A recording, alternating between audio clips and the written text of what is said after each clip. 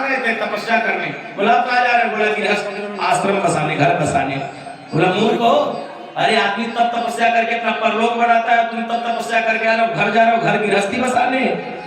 आदमी तब करता है भजन करता परलोक सुधारने के लिए, और तुम भजन करके आ रहे हो, तपस्या करके आ रहे हो, जा रहे हो घर बसाने। बार बार समझा बुझा करके नारद जी उनके पुत्रों को साधु बना दे, बैरागी बना दे, साधु बना दे। नारद जी महाराज, दक्ष जी महाराज नाराज होकर के श्राप दे दिए, मूर्ख कहीं का, मेरे जितने पुत्र हो रहे हैं सबको जो साधु बना दे रहा है, तो मेरा घर गृहस्थी जीवन चलेगा कैसे? नारद जी बोले महाराज तो फिर कहना क्या चाहते? बड़ा श्राप है मेरा तुमको कि एक क्षण तुम कहीं स्थायी खड़े नहीं रहोगे।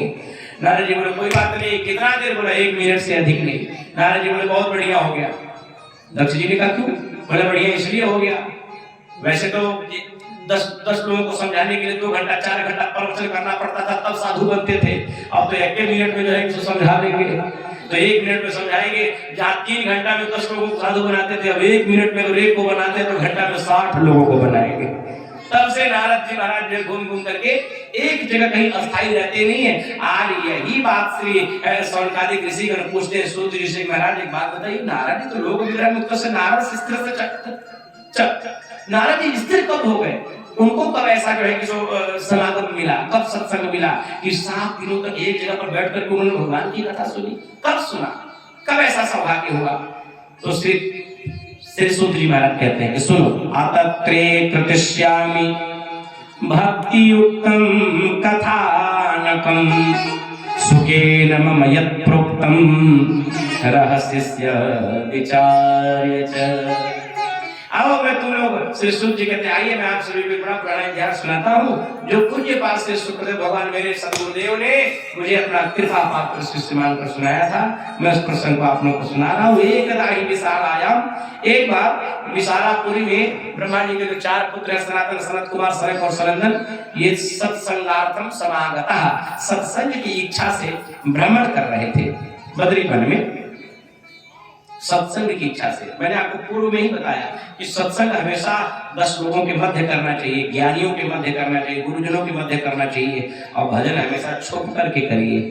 भजन ऐसे करिए कोई जान न पाए, कोई देख न पाए, बस जिनके लिए भजन कर रहे हैं वो देखें और आप जाने, दूसरा कोई नहीं।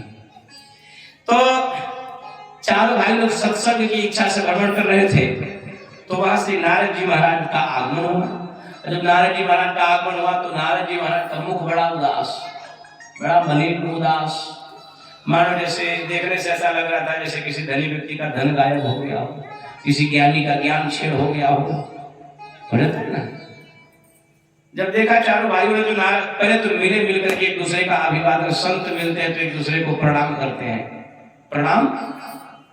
अब तो प्रणाम की परंपरा भी थोड़ी सी बदल गई है, पहले तो लोग पैर छूकर प्रणाम कर लेते थे, अब तो लोग जो है बीच में एक फैशन आया था, पैर भी नहीं छूना था, हाथ मिलाना था। है? उसके पहले पैर छूते थे, उसके बाद हाथ जोड़ते थे, उसके बाद हाथ मिलाते थे। अब न कोई पैर छूता है, न कोई हाथ जोड़ता है, न कोई हाथ मिलाता है, केवल हाथ। हाँ भैया हम चले तो अगले वाला वो कहता है कि तुमसे जब हमारा पूर्ण मतलब है तो हम उसका पूर्ण मतलब ना ही है, जाओ चलो आइए जमाना प्रणाम बाती वाला। ये परंपरा हो गई है। जबकि आदमी अगर जो किसी को प्रणाम करता था तो आशीर्वाद देने वाला दोनों हाथ उसके पीठ पर रख देता था। नीति कहती है अभिवादनशीलस्य मित्रवृद्धोपसेविनः चत्वारि तस्य वर्धन्ते आयुर्विद्या यशोबलम्। अपने से श्रेष्ठ जनों का, गुरुजनों को प्रणाम करने से व्यक्ति की 4 चीजें सदैव बढ़ती हैं, आयु, विद्या, यश और बल। इसीलिए प्रणाम करना चाहिए। न किसी से देखिए तो संतों को ही देख लीजिए, ज्ञानियों को ही देख लीजिए, संत जब मिलते हैं तो एक दूसरे के चरणों में दंडवत प्रणाम करते हैं। ध्यान से सुना जाए। दंडवत प्रणाम जब हो गया तब 4 भाइयों ने नारद जी से कहा महाराज त्वरितम गम्यते पुत्र कुतश्चागमनम तव। क्या बात है नारद जी महाराज, आपका मुखमंडल इतना उदास, कुतश्चिंता कुरु भवान। अरे आप काहे चिंता में है, क्या बात है नारद जी महाराज, आपका मुख इतना उदास, कहां से आ रहे हैं और कहां जा रहे हैं, क्या बात है, कृपा कर विस्तार पूर्वक आप अपने दुख का कारण बताएं। तब नारद जी महाराज अपने दुख का कारण बताने लगे कि हम तो पृथ्वी या तो ज्ञात्वा सर्वोत्तमामिति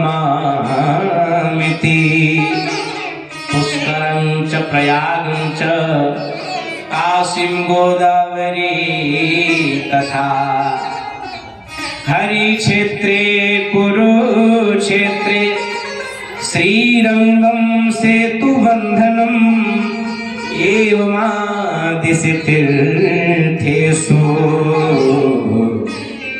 भ्रममाण इतस्ततः। नारद जी महाराज कहते कि प्रभु मेरे मन में विचार आया, लोकालोक भ्रमण करते करते मैं मृत्युलोक में चला गया।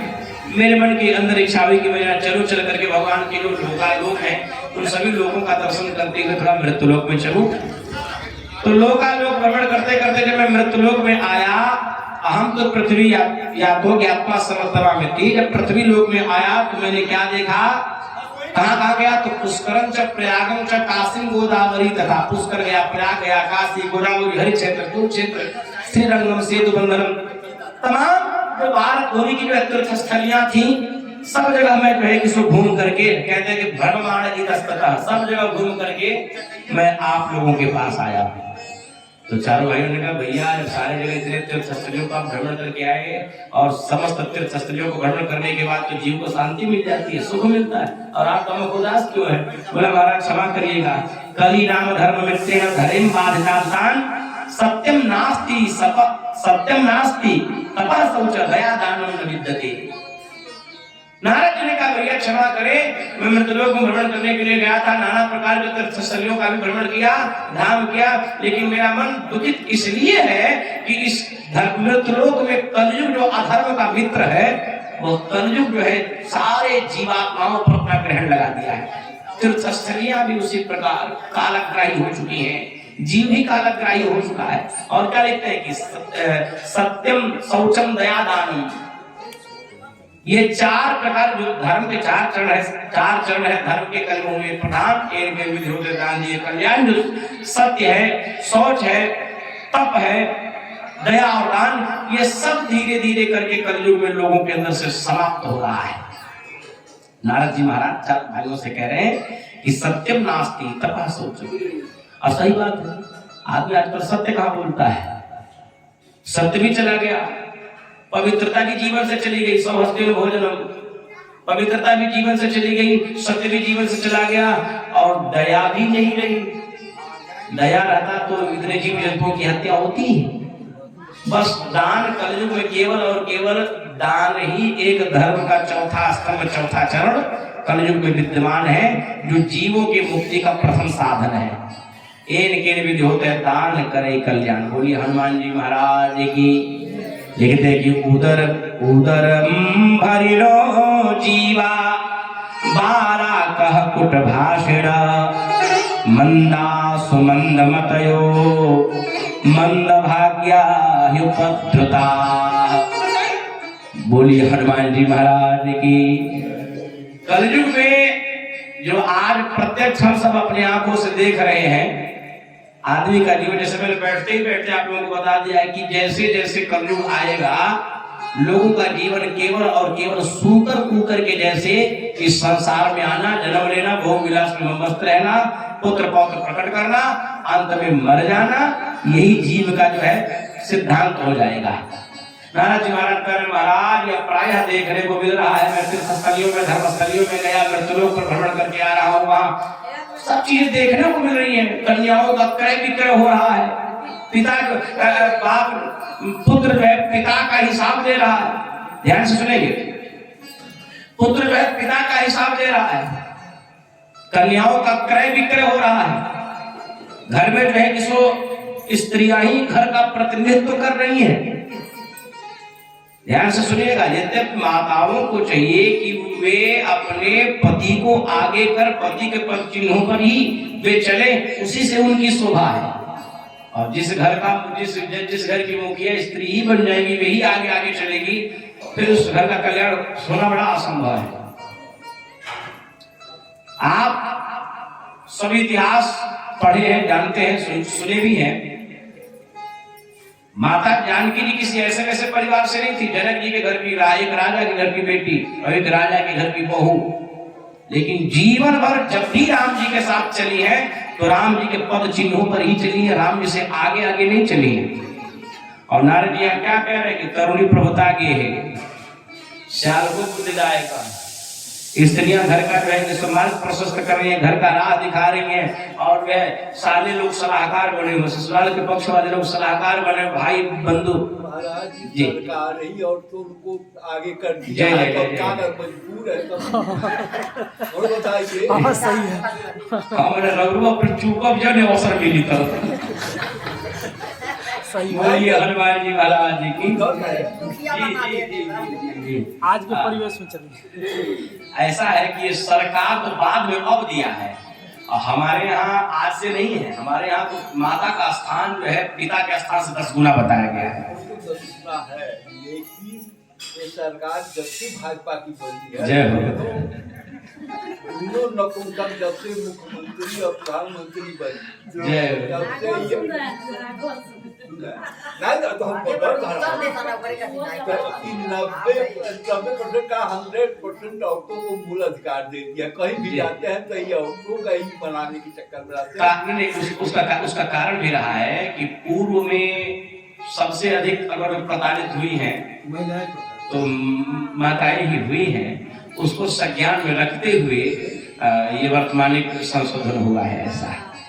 तो लेकिन हाँ, इतना भी नहीं होना चाहिए कि फिर आगे चलकर वही परिणाम हो जाए।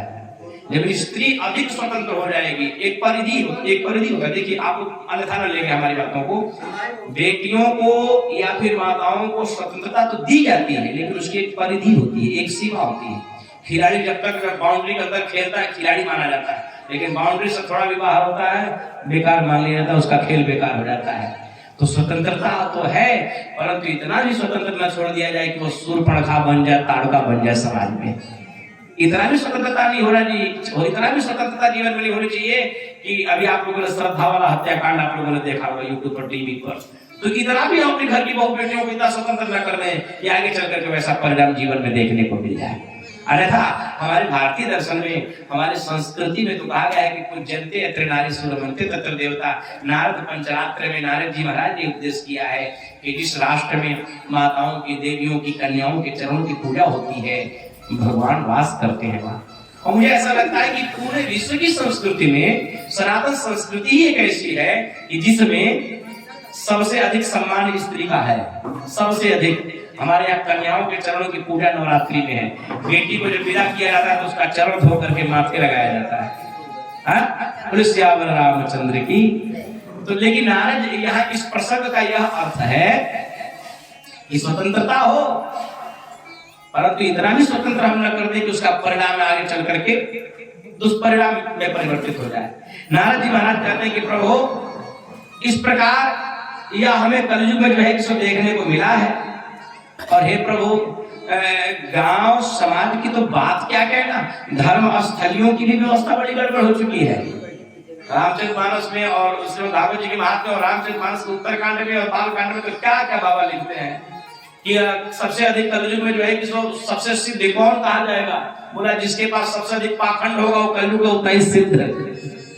जिसके पास जितना ही पाखंड उतना ही बड़ा वो सिद्ध। जिसके पास जितने ही महले दो महले बंगला घोड़ा गाड़ी वो उतना ही कलयुग का त्यागी। जिसके यहाँ बाल बच्चे किलोड़ कर रहे वो कलयुग का ब्रह्मचारी। ये ऐसा प्राय देख, ये मैं नहीं कह रहा हूँ, ये स्पष्ट नारद जी ने चारों भाइयों को बताया कि महाराज हमें सब देखने को मिला है कि जो सच्चे संत हैं, सच्चे ज्ञानी हैं, उनका सम्मान नहीं है, और जो ढोंगी और पाखंडी आडंबरी समाज में चोला लगाए घूम रहे हैं, उनका जगह जगह पूजा पाठ हो रहा है, उनका जगह जगह सम्मान है। इसलिए प्रभु मेरा मन बड़ा दुखित हो गया। और दुखित क्यों हो गया? बोला, अनेक तीर्थ स्थलियों को भ्रमण करने के बाद मैं आ गया कहाँ, वृंदावन। मैंने सोचा वृंदावन भगवान की लीला भूमि रही है, कर्म भूमि रही है, तो सब तीर्थ स्थलियों का दर्शन तो मैंने किया ही किया, वृंदावन का दर्शन करूं। नारद जी कहते हैं, प्रभु वृंदावन में आने के बाद मन को बड़ा संतुष्टि मिली। क्यों? कि वृंदावन भगवान की कर्म भूमि रही है, लीला भूमि रही है। वृंदावन में आज भी जाने के बाद अगर वृंदावन की कुंज गली में कहीं अगल बगल एकांत में आप 10 मिनट बैठ जाइए, ऐसा अनुभव होता है जैसे मानो भगवान कहीं से दौड़कर अभी मिल जाएंगे, अभी आ जाएंगे। ऐसा लगता है ब्रज की गलियों में भगवान की ऐसी अद्भुत लीला। मुक्ति भी ब्रज में आकर अपनी मुक्ति मांगती है। कहते कि मुक्ति कहे गोविंद से मेरो मुक्ति बताओ। कहते कि ब्रज रज उड़ी मस्तक लगे मुक्ति मुक्त हो जाए। मुक्ति को भी मुक्ति मिल जाती है ब्रज रज के माध्यम से। नारद जी कहे कि मुझे वृंदावन आया, मन को बड़ा संतोष मिला। यमुना जी जलपान करने के बाद, मार्जन करने के बाद में यमुना जी से होते हुए आगे बढ़ रहा था, तब तक मुझे दिखाई दिया क्या, एक स्त्री तरुणी, एक बिल्कुल युवा स्त्री, उस युवा स्त्री के दोनों जंघों पर दो वृद्ध व्यक्ति अपना सर रख करके रो रहे थे और वो बड़ी खिन्न मन से बैठी हुई थी। अगल बगल कुछ स्त्रियां उसको समझा रही थी। ध्यान से सुनेंगे। नारद जी कहने लगे कि जब मैं वृंदावन आया तो वृंदावन में यमुना जी के किनारे देखा कि एक तरुणी स्त्री, बिल्कुल युवती, उसके जंघों पर दो वृद्ध व्यक्ति अपना सर रख करके रो रहे थे और वह बड़ी खिन्न मन से बैठी हुई थी। उसके अगल बगल कुछ स्त्रियां थी जो उसे ढांढस बढ़ा रही थी, उसे समझा रही थी। मैं जब उस स्त्री को देखा तो मैंने सोचा, हो ना हो भाई, ये कलयुग है, कलयुग में हर आदमी अपने अपने कर्मों का फल भोग रहा